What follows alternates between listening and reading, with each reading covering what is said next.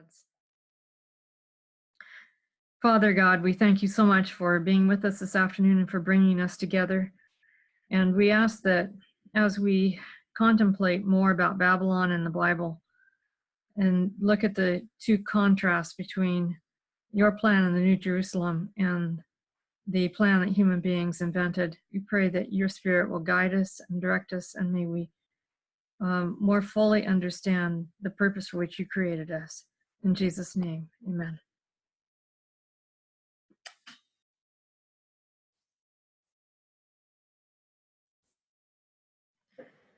So this is part 2 of what we started about a month ago, in Babylon and the New Jerusalem, two views of God. And I'm going to begin where we left off. The first part basically dealt with an overview of the Babylonian views of God and some of the ramifications for various texts that we looked at. We looked at Enuma Elish, we looked at the creation, differences between the two creation views, and so on. We're going to begin where we left off last time.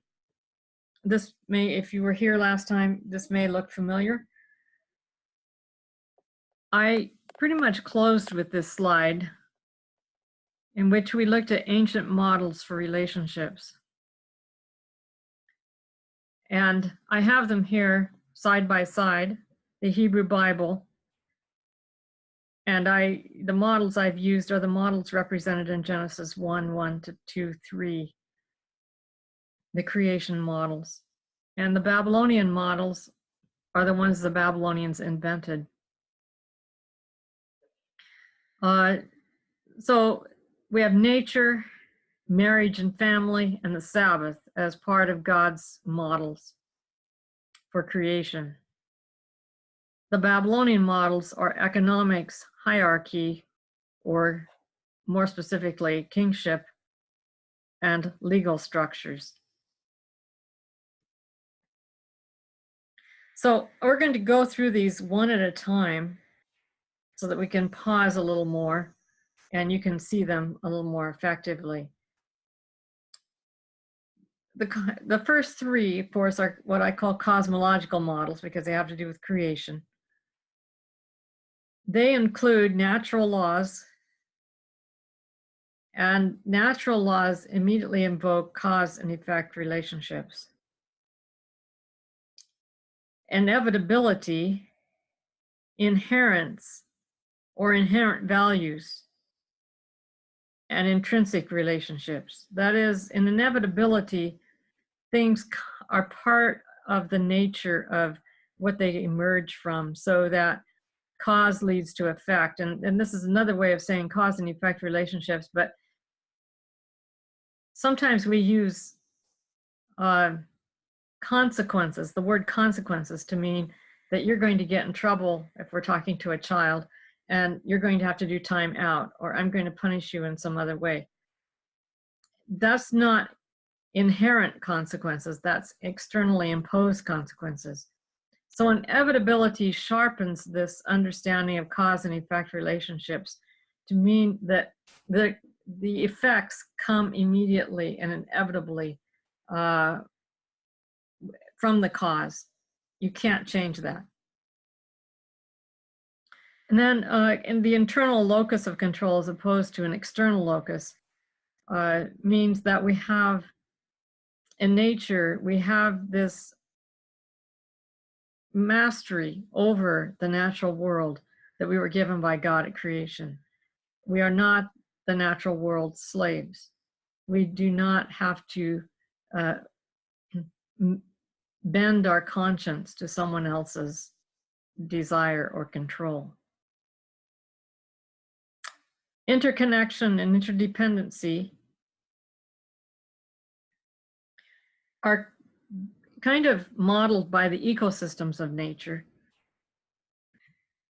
in which you have an interdependent relationship where you give and you receive, and you give again and you receive. The one that I think is most commonly mentioned is the weather system. And I'm not sure where to begin that, but rain falls in the ocean and then on land and helps to keep the rivers active, and the rivers flow back into the ocean. So there's this constant cyclical receiving and giving and receiving again. Foundations of human reasoning. I don't think we can be rational human beings without cause and effect relationships. And I've been told by a psychologist that you simply can't have a good marriage without cause and effect relationships, that marriages often break down by the attempt to manipulate, to control, and to bypass cause and effect. And then finally, human beings created in God's image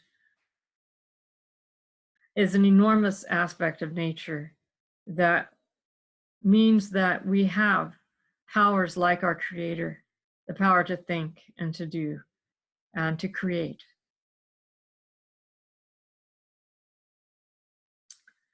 The next cosmological model is marriage and the family. Marriage involves love. That is, a good, healthy marriage involves love, trust, intimacy, and teamwork. And I don't know that I need to explain those terms. I think we're all familiar with them. These are all cause-effect terms, as we will see. Parenting involves nurture and development and love. And I think that's an aspect that we often fail to comprehend, that children are developmental. And I've seen parents treat their children as objects who can be controlled and simply be told what to do. I grew up in an era where that was the way to raise children, was to simply lay down the law and you tell them what to do and you expect obedience. But children are developmental, which means a command really interrupts that developmental process. And to merely have commands will actually delay maturation and development. And then, of course, obvious next one is growth and maturity. We have somehow in our society lost sight of the fact that maturity and growth are necessary for all living things. We are such an instant society that we often overlook that, and we get impatient with that process, especially in parenting and in teaching as well. And then the cause and effect relationship between love, engendering love, and trust being based on trustworthiness. That has to be in place in order for love and trust to be gained. Genuine relationships, sibling affection, friendship. You can think of some others, of course, parent-child, and so on. By genuine relationships, I mean relationships that work on love and trust and not some other way. Then there's moral character, which I believe begins in the family. And modeling, imaging, and transformation. These are all recreational elements that are also a part of the natural model. Now we come to the cosmological model of the Sabbath, and I'm basing this on Genesis 2, 1-3,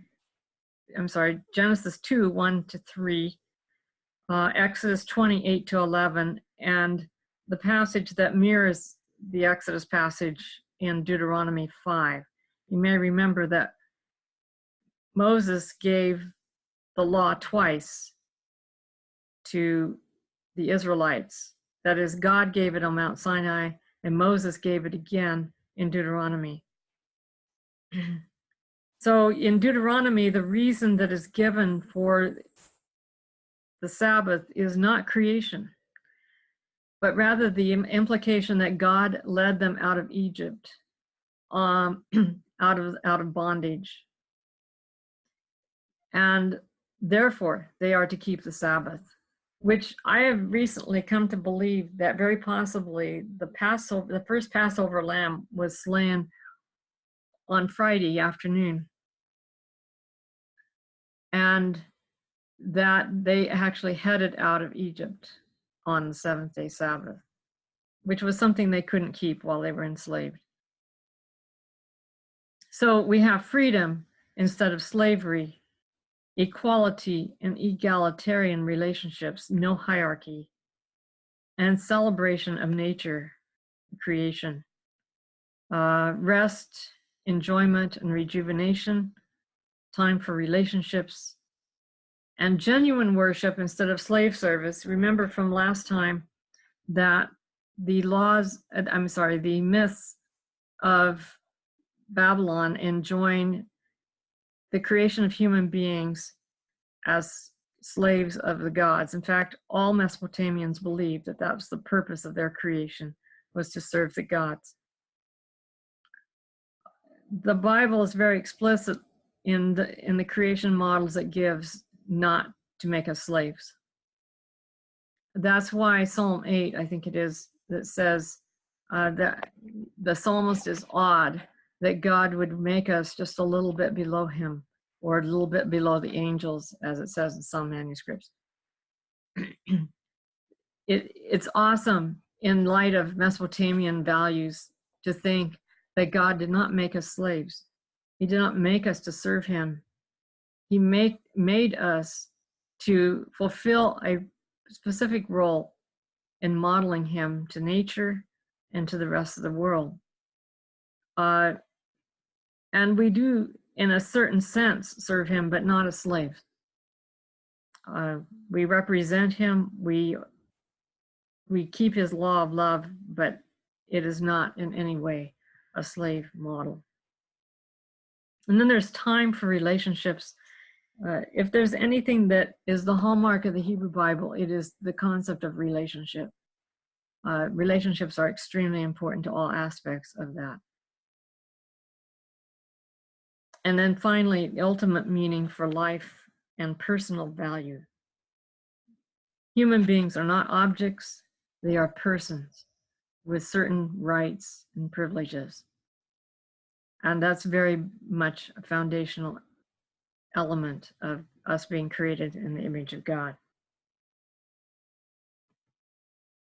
Now we come to the human invented model of economics. We now come into the land we're quite familiar with from our society, but it's also true of Babylon. In economics, there's uncertainty regarding outcomes. Things are not fixed or stable. Give an example, the stock market fell considerably this last week. So we don't know what it's going to do from one week to the next.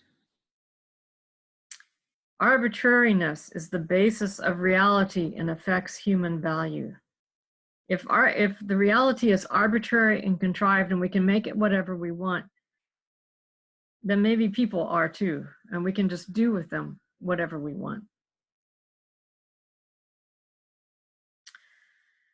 And of course, once everything's arbitrary, self-interest is actually the paramount form of that. Self-interest, dependency, not interdependency, but dependency and indebtedness. So what happens in an economic model is that people don't all get the same amount of wealth, and some people are poor, and they become dependent and indebted to other people. They go into debt.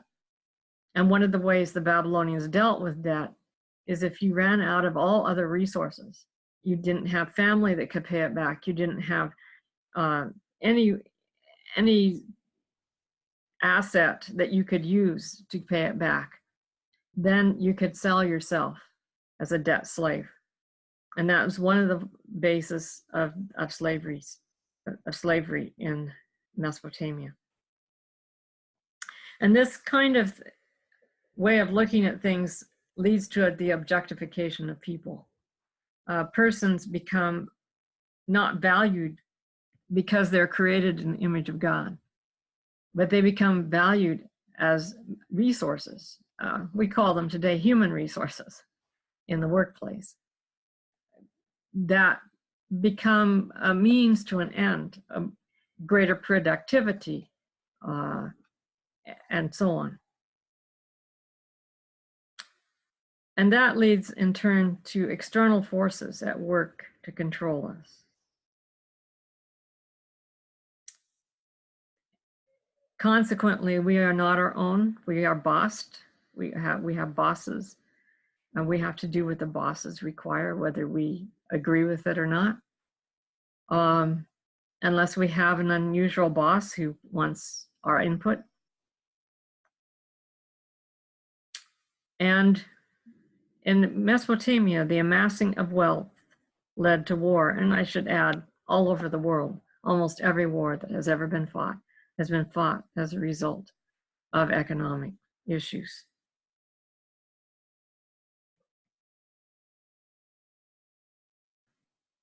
So let's look at the storyline of departure. Try to put this in story form rather than just a chart. My view is that God's original plan was for humanity to live off the land. We refer to that era as the hunters and gatherers era in sociological terms. We were to work together in harmony to provide food for the family. And in an egalitarian model, every human being is valued. They're needed in order to help everyone eat, but everybody is equally valued. We were to gift people voluntarily without the thought of return. But voluntary gift giving quickly gave way to obligatory gift giving and then to exchanging gifts.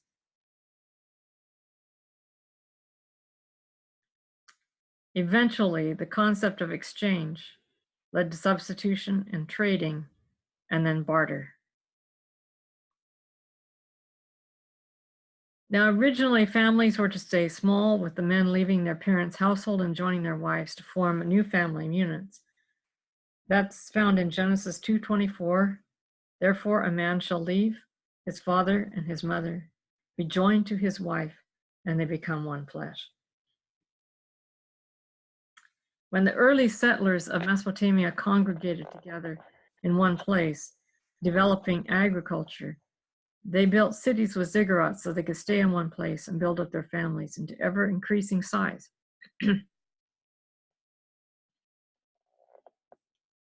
Unable to move lest the primogeniture lose its firstborn rights. What happened, instead of the man leaving his family and being joined to his wife, is that the man stayed home so that he could have the rights of the firstborn. And that was to have the property of his parents, at least a major portion of that property. So, unable to move lest the primogeniture lose his firstborn rights, society stagnated, with the primary goal for the lower classes to survive and the purpose of the elites to gain increasing levels of status and power. And you might add wealth. Economically, society moved from an agrarian society dependent on crops to a closer market-driven economy based on greed.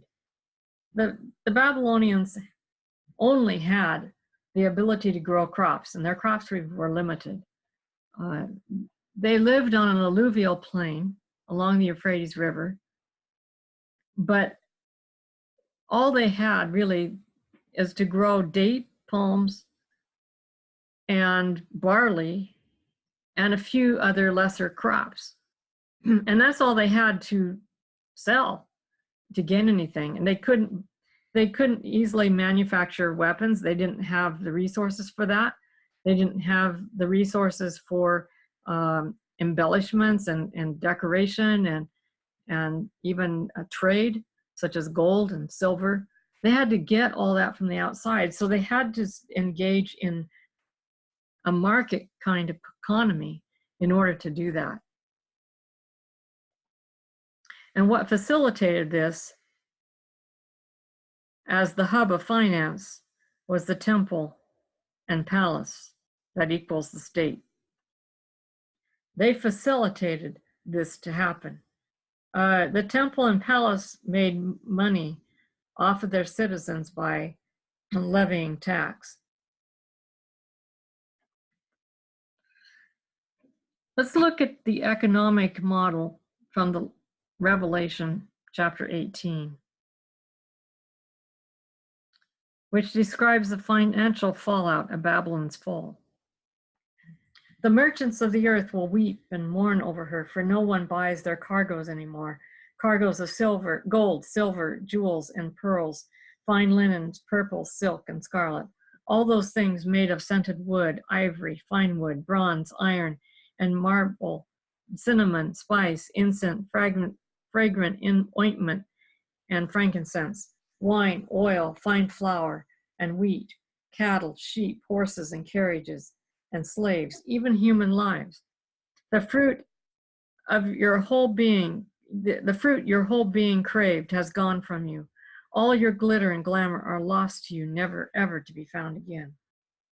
The merchants who sold these things and got so rich by her will stand a long way off because they fear the pain she suffers. They will weep and mourn and say, "Oh, the horror, the great city that wore fine linen, purple and scarlet, who glittered with gold, jewels, and pearls. In just one such hour, in 1 hour, such great wealth was destroyed." Every sea captain, every seafarer, sailors, and all who make their living on the sea stood a long way off. They cried out as they saw the smoke from her burning and said, "What city was ever like the great city?" They threw dust on their heads and they cried out, weeping and mourning. They said, "Oh, the horror, the great city, where all who have ships at sea become so rich by her prosperity. In just 1 hour, she was destroyed." This is a very true picture of ancient Babylon. As we'll see that it's an immense city. And I've already covered some of this, but as they became more and more involved in trade, everyone around them, on all the seafarers who carried their cargoes, did become quite wealthy because of Babylon. Now we come to the next human invented model of hierarchy. In hierarchy, one person has power over another person. And I believe that's one thing very clear in Genesis 1, is that God never intended that another person have power over someone else. Whoever has the most power, it's a given, will be the most important. There's increasing reliance on an external locus of control. We become dependent on people that order us around. And there becomes levels of human value and freedom. We don't have the freedom we would have without a hierarchical model. And we don't have the same value we were given by creation. The rights to punish and control employees, subjects, etc., is part of the hierarchical model. And the thing that always comes to my mind in looking at these elements is, how can we ever think that any of us has the right to tell another person what to do? How do we know more what they ought to do for themselves than they themselves know? Now, in the workplace, of course, we do have people telling us what to do, but the managerial model that is really vogue in today's society is consensual governance, where we, in agreement, make decisions with partners, and we do teamwork more than top-down management. So we're trying to get back to the model of creation, but nonetheless, we still have that same model of the Babylonians alive and well, or sadly well, in various circles, our government and the church even. There's an appeal to religious elements to increase control. This is something that's very clear in Babylon. The king constantly emphasized the gods were on his side in order to gain control, and they did that through various means. Angry kings represented angry gods and must be appeased. And that too is a very significant factor in the union of Babylonian religion and Babylonian state. And that's one of the places where that came together. And whoever has the most power wins. It's certainly true of a hierarchical model. And the last one I just threw in, it's something I've often said, that politics is the appeasement of the gods. The gods in quotes, of course. Let's look at how kingship began next. There are actually two models for how it began to exist in Assyriology. The earliest high figure for governance in the what I would call the archaeological model was a priest king who served as mediator between gods and humans. This system gave way to one in which there were governors, and above them, the great man or king. Lugal is the word. Lu in a Sumerian means man, and Gal means great. So the great man. There's another model for how kingship began, and that's in the myths. Their kingship began out of the economic fallout of war. The city under attack needed a hero to train and take the troops to battle. Initially, the victorious hero was to go back to citizenry, but some held on to the power they had over the troops, eventually bargaining to lead them to war on condition of having utmost power over the entire people group. I'm thinking of several myths that this has to do with this. The myth of Ninurta and Anzu.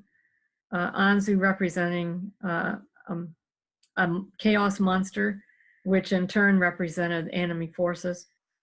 And Ninurta, who is the god of kingship, goes out and grasps the tablets of destiny, which were the means of godly authority for the gods. Whoever had the tablets of destiny had utmost authority. So Ninurta manages to get those tablets of destiny off of Anzu and slays Anzu. And then he hangs on to the tablets. He doesn't want to let them go, even though they're not rightfully his. He's merely the hero who's supposed to get them. But by hanging on to them, he actually infers that he wants to be the top god. They managed to get them back from him.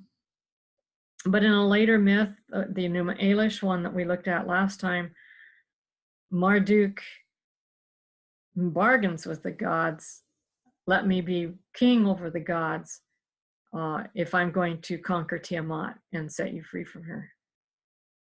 So those are the two myths that I think of that come most readily to mind that demonstrate what may have happened in society at one point. Since kingship existed before writing, visible in the drawings of the early dynastic period, it seems that archaeology may win. So the first one is more credible, but traditions handed down reflect underlying ideologies of power. On the other hand, they both could reflect different traditions from different cultures.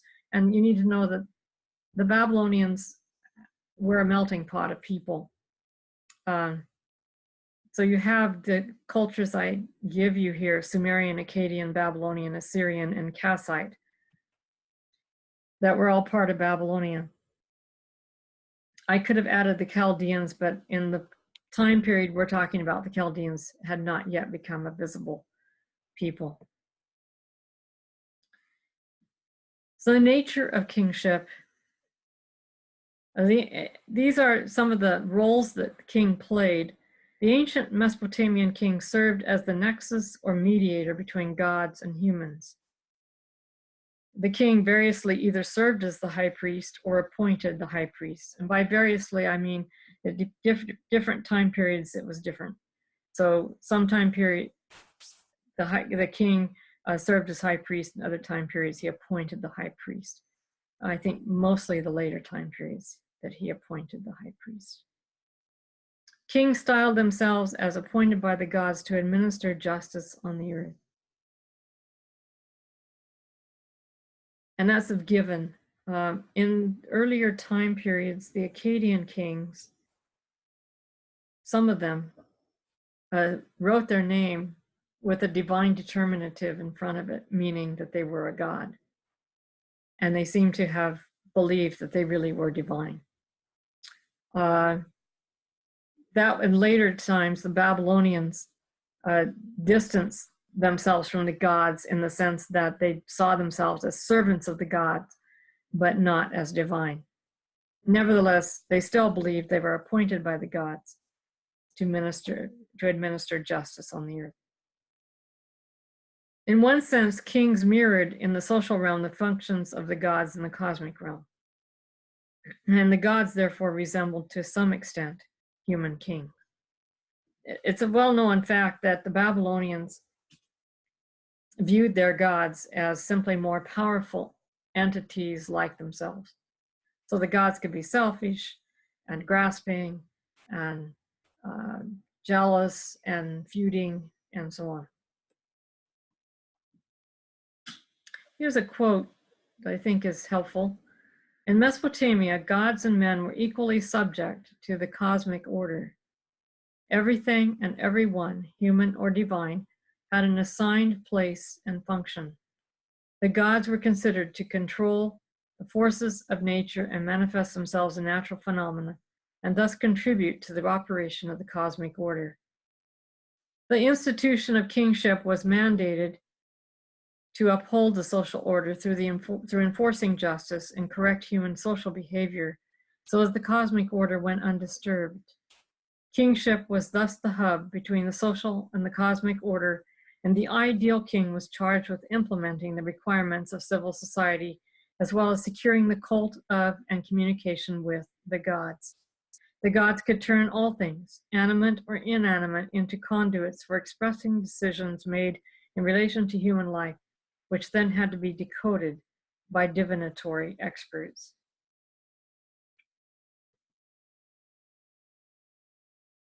I want to, since I don't immediately explain that last line, I want to explain that a little bit. What the Babylonians believed is that the gods communicated their will, usually the verdicts, and that's how they were viewed, as verdicts, by writing signs in the heavens, in sheep, and in other activities that took place in nature. They were always communicating something that the Babylonians needed to know. And they had to have experts divine what that was. And these are called the diviners. And so the most common one, and perhaps the earliest one, was the opening up of a sheep and reading its entrails. And the diviner would actually pray to Shamash, the god of justice, the god of legal things. Please make your will known in these sheep entrails. And they collected just hundreds and hundreds of omens that would govern almost every time that the gods communicated to human beings and what those communications meant. So for example, if there was an eclipse, it meant potentially the gods would be angry with the king and would bring enemy forces against him. And consequently, rituals were done to try to offset that. Everything in divination was negotiable, but you didn't always win your case. So the king's job description entailed keeping the temples well kept, rebuilding them under divine order as necessary, keeping the gods happy through the labors of his retinue of royal scholars of secrecy. And here they are: exorcists, that is, experts who could drive out demons, diviners, that we just talked about, lamentation appeasement priests, astrologers, and medical practitioners that the king kept in his inner circle, trusting some more than others. That's especially true of the diviners.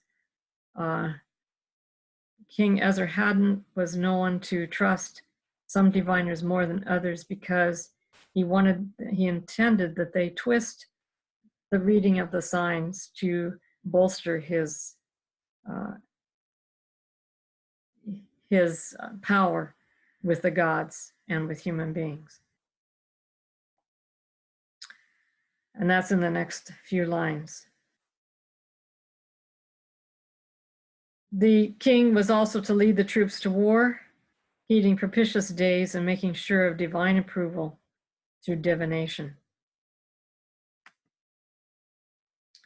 They were also to govern order over the economic and financial structures and processes, if necessary, by coercive means, such as taxation.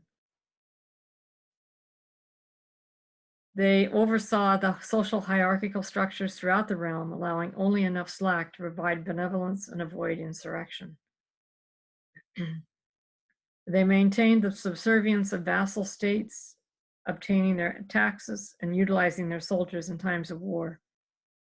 They also punished those vassal states severely whenever they rebelled, reminding them that they had sinned against the gods. They acted as the highest human judge and court of appeal in judicial matters where injustice was deemed served by the lower courts.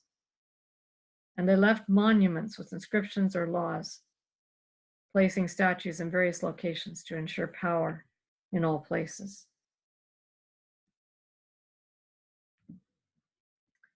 Now we come to kingship and the book of Revelation. And just keeping in mind that Babylon represents the opposite of the New Jerusalem and represents apostate followers of the Lamb. When Babylon falls and the call is given to come out of her, the kings of the earth who committed sexual immorality with her and shared her loose and extravagant ways will weep and mourn over her when they see the smoke from her burning. They will stand a long way off because they are afraid of the pain she suffers, and they will say, "Oh, the horror, Babylon, you great city, you powerful city, in a single hour your judgment has come." And we'll come later in this presentation to the fact that Babylon was intimate with kings. So Babylon, which represents a religious entity of people, becomes intimate with kings, which early Adventists understood to be the union of religion and state.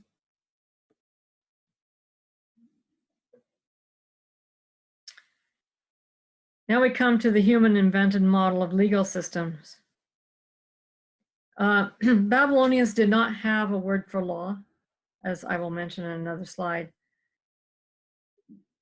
Consequently, you cannot speak of law in the way that we use it today. Nonetheless, they had royal decrees, which exerted some force of law.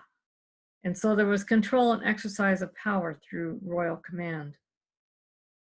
And obedience was forced through fear of penalty. Arbitrary laws existed that could not be changed, that can be changed. If you study, for example, the laws of Hammurabi, the laws of Eshnunna, and the laws of Ur-Nama, there's a lot of similarities, but there's also some differences. And of course, in a legal construct, laws can be changed. And that's why I believe that God's law is not merely a legal document. It may be given in a legal form, but it lacks the kind of penalties that a legal document would have. And I'm talking about the Ten Commandments here. So the laws of God are built on cause and effect relationships of inherence and intrinsic value that really can't be changed. Because if you interfere with the law of love, which is we love because he first loved us, you have destroyed yourself and everything that has to do with that. So that cannot be changed. There's only one way God can run a universe and keep us safe and free, and that's through laws of love and trust.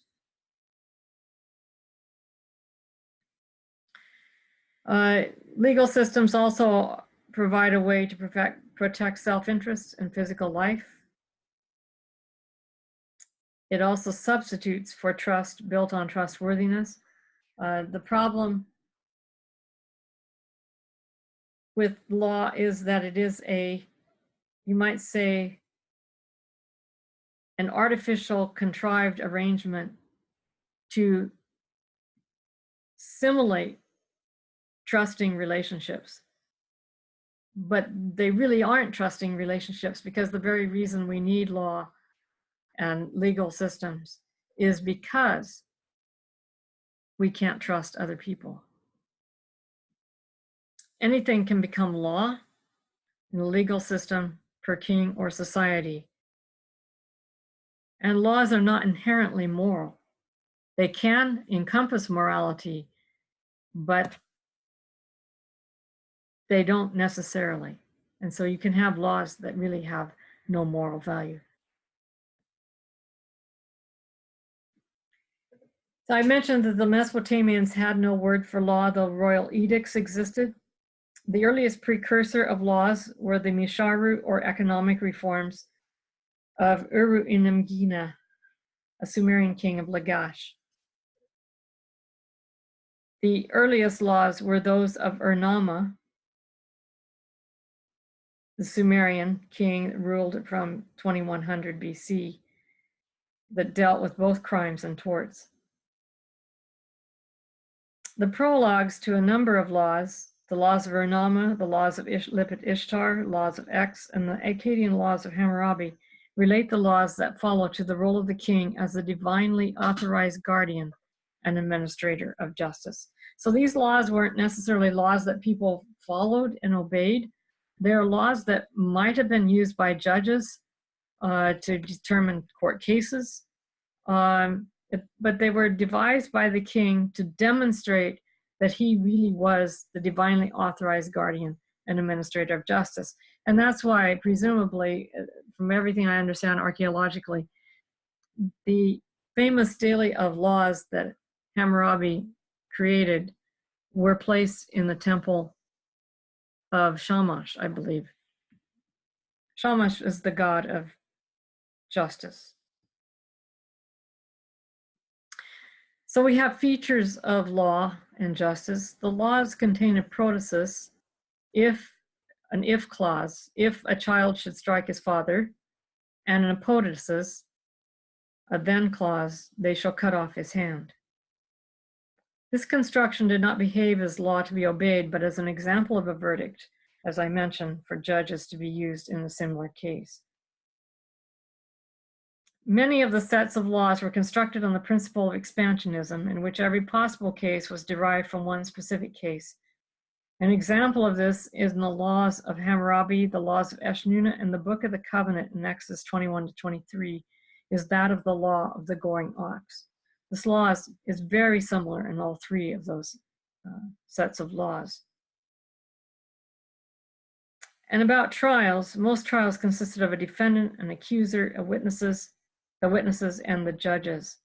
And the courts of appeal were the temple, oath and trial by ordeal, the king, and the god of justice, Shamash. The difference between temple and Shamash is that they would usually do the temple first, and then maybe take it to the king, or just not even do the king, and then take it to Shamash, the god of justice, directly.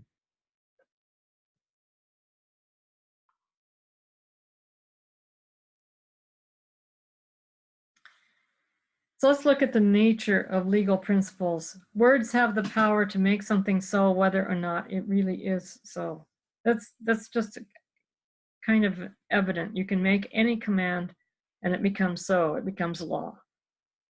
In older periods, Old Babylonian, even Neo-Assyrian periods, judges acted more as advisors and conciliators of cases. In the Neo-Babylonian periods, the focus centered on establishing a verdict. So what you have is a change in the millennia of Babylon's existence, where it starts out with law being more of a dispute, a way of getting things out on the table and talking them through, and the judges acted more as helpful guides through that process and helped to adjudicate things in such a way as to bring out a resolution. So the goal was to resolve the cases rather than to simply have a verdict established and a penalty enforced. But by the Neo-Babylonian period of Nebuchadnezzar, the focus was more on establishing a verdict and having a punishment. I want to stop here and say just a little caveat. If you're feeling a little bit overwhelmed, don't worry. Just try to get the gist of things. Don't try to absorb it all. But the other thing I'd like to mention is a lot of these things you're going to hear again when we talk about the trial of Jesus, because they figure in and factor in there.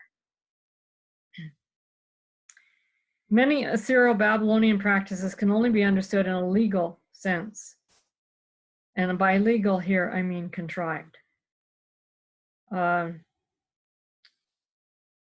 I'll just give one example that we're going to talk about next time, and that's the substitute king ritual.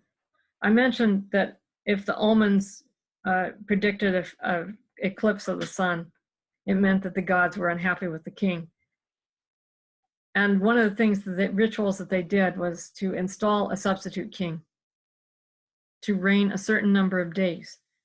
When those days were effected, the substitute king and his wife were taken out and executed. The reason that satisfied the problem of the omen is because the king that had reigned for X amount of days in the real king's place was now dead. And so therefore the gods got their wish. The king had died. You can only understand that and wrap your mind around it really if you see it as a legal issue.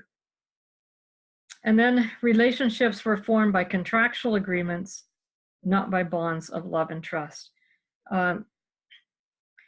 Rabbi Jonathan Sacks, who is Knight of the Queen of England, has a YouTube lecture that he gave in Cambridge where he teaches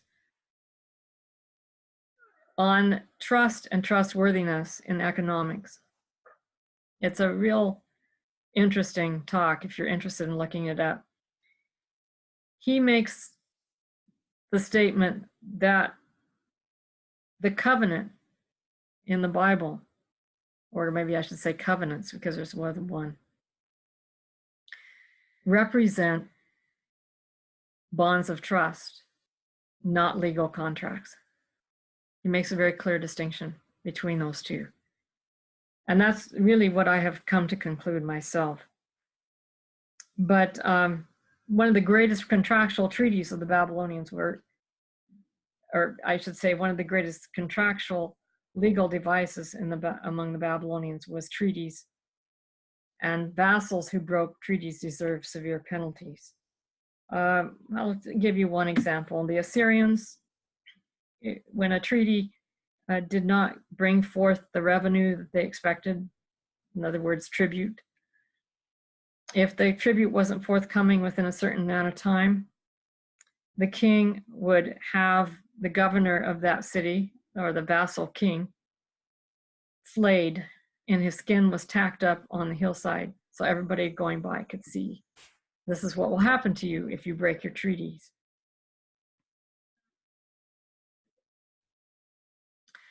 Now I want to look at legal matters in religion and magic, because the whole process of legal constructs and legal relationships were very far-reaching in every aspect, in every domain of Babylonian life. So here's some examples. This is not a full list. The Babylonians used the legal oath to adjure demons to depart. And so did post-exilic Jews, copying the Babylonians. In medicine, a dinanu was sometimes made. This term means substitution, and usually consisted of a figurine crafted to represent the patient. The figurine was placed body part to body part over the patient, then taken out and destroyed or given to the dogs. The figurine thus bore the sickness away from the patient, and the sickness got removed. Omens were crafted like the laws with protuses, if clause, and apotuses, then clause, and were considered to be verdicts written by the god to be divined by specialists. The originators of the omens, the gods, also worked in a similar legal manner to the king who compiled laws.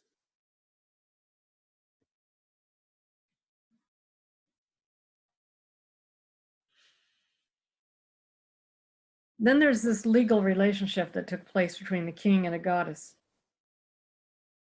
In Sumerian periods, the kings formed a special relationship with the goddess in what has come to be called the sacred marriage ritual, in which the king had intercourse with the goddess, presumably through a young woman selected for this occasion. Initially, the relationship was highly sexual and sensual, with the goddess extolling the king's beauty and power. When the Babylonians came along, the distinction between king and goddess was far more distinct and distant. And according to one author, Amaditana is said to love the goddess, but she does not talk about his sex appeal. The tone is altogether formal, polite, and distant. He demonstrates his love for the goddess by sacrifice and prayer, and is rewarded with military success, dominion over the four corners of the world. This has been called the sacred marriage ritual, but this author, Lake, spends considerable ink demonstrating that the Sumerian king's relationship with Inanna do not constitute a marriage ceremony. She prefers instead the term sacred prostitution. I prefer to use the word sacred or ritual sex. In any case, this background may lie behind the harlot Babylon of Revelation 17, and behind the cryptic words, made all nations drink of the wine of the wrath of her fornication. Babylon's fornication is with kings, Babylon being religious, fornication with kings, Babylon being a harlot, which fits this picture nicely. In the Babylonian sense, however, the overriding feature is not sex for love, but sex for power. That is, the term fornication refers to a legal union between religion and the state, Babylon representing religion, and the kings representing the state. This is the natural offspring of legalism. Now we're going to shift topics a bit to Babylon as a city. This is a slide I showed last time, so I'm going to go through it very quickly. You have bricks for instead of, oh, come let us make bricks instead of let us make humankind. A parody on the creation of man. And they substituted brick for stone and bitumen for mortar. Let us build ourselves a city instead of let them have dominion. In other words, let us do this ourselves instead of accepting from God what he gave us. And then you have a tower, and then making a name for ourselves means giving ourselves existence and power. This is in contrast to the Bible, where name can represent moral character. So we have the post-Diluvian invention of the city. Now the whole earth had one language and the same words. And as they migrated from the east, they came upon a plain in the land of Shinar, which is Hebrew for Sumer, and settled there. And they said to one another, "Come, let us make bricks and burn them thoroughly." And they had brick for stone and bitumen for mortar. Then they said, "Come, let us build ourselves a city and a tower with its top in the heavens, and let us make a name for ourselves. Otherwise we shall be scattered abroad upon the face of the whole earth." And God scatters the people because nothing they propose to do will now be impossible for them. I think we've gone over the elements of significance. The bricks are substitutes for stone because the very alluvial plain that the Babylonians lived on did not have many rocks. The city, Genesis takes issue with people gathering instead of scattering, and cities are not seen as a good thing. The tower is a substitute mountain. Woolley believed that this was built on what Northwest Semitic peoples who believed that the mountains were the abode of the gods and therefore served as symbols of divine power.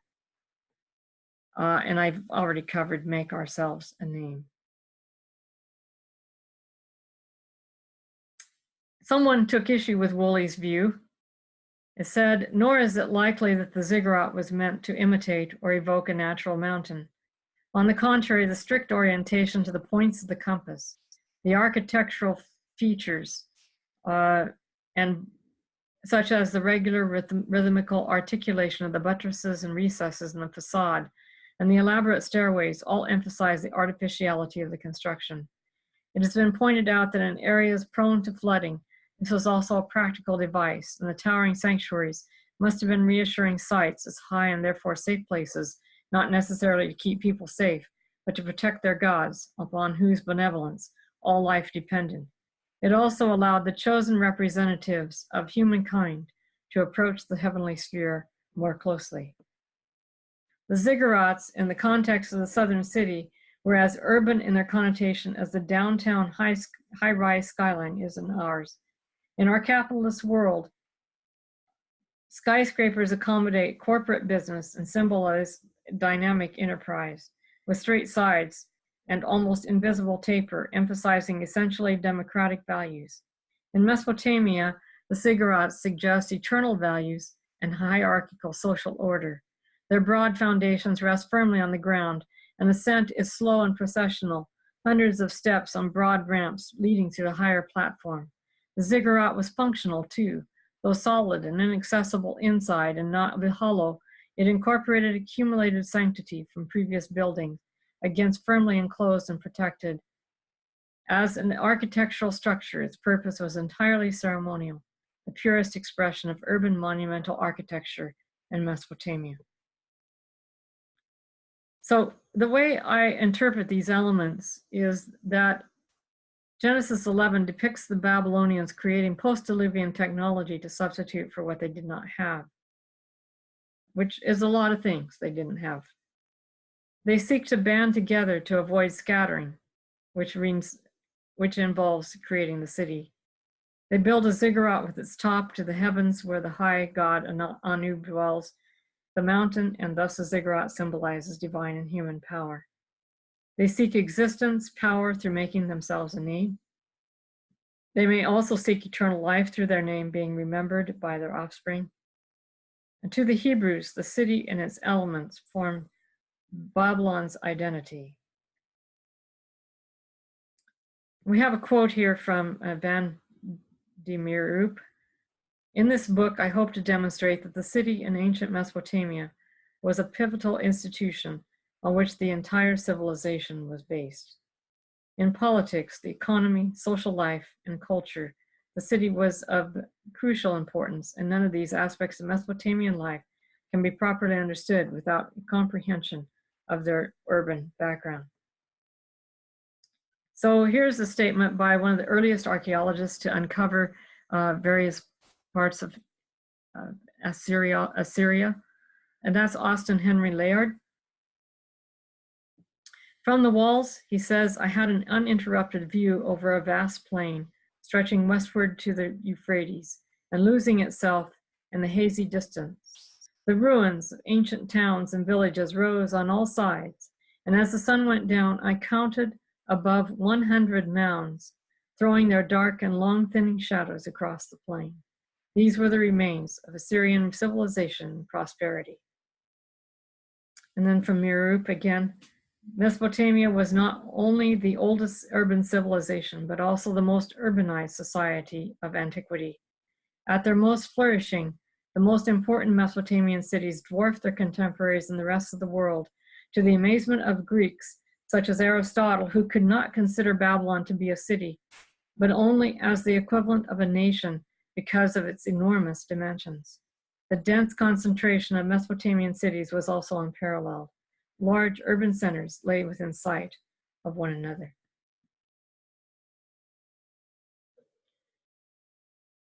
So God counters Babylon, and this becomes the basis for the call in Revelation. It's the initial basis. There's another basis in Jeremiah, a call to come out of Babylon, I think also in Isaiah. But this is the first one. The placements in Genesis 10 of the rise of Nimrod, the first to be a mighty hero, forerunner of kingship, and the Tower of Babel story in Genesis 11 are deliberate.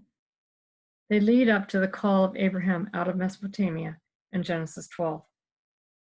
Abraham gives up all his rights as the primogeniture, that is the firstborn, land, family, and household, for a land that God will show him in which he will be a semi-nomad. Therefore, he gives up urbanism for the natural landscape. Abraham's life consisted of traveling from place to place, pitching his tent and building an altar. No settled living, no brick house, no temple, no one to pay taxes, and no hierarchical governance above him, just his own family, servants, and land. Even when dealing with those who live in towns, he is an outsider, an alien.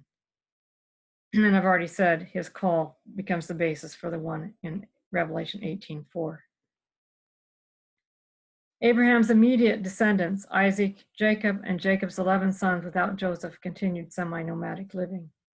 In Egypt, they continued with flocks and herds as the basis of their survival, but now lived in a settled community. In Canaan, Israel continued to live off the land in agricultural pursuits and animal husbandry.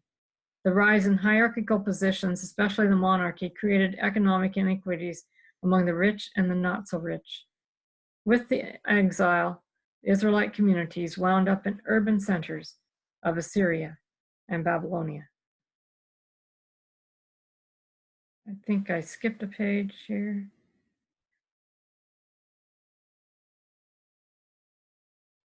After the exile, Palestine continued to be an agrarian society, yet the economy came to resemble other regions under the Roman Empire. The elite class, a small percentage of the population, held most of the wealth and made decisions about farming for the peasants who did actual work. The peasants were poor and forced to work very hard. We're now talking the time of Jesus. And by now, the world was far removed from the days of interdependent groups of people who worked together to provide daily sustenance.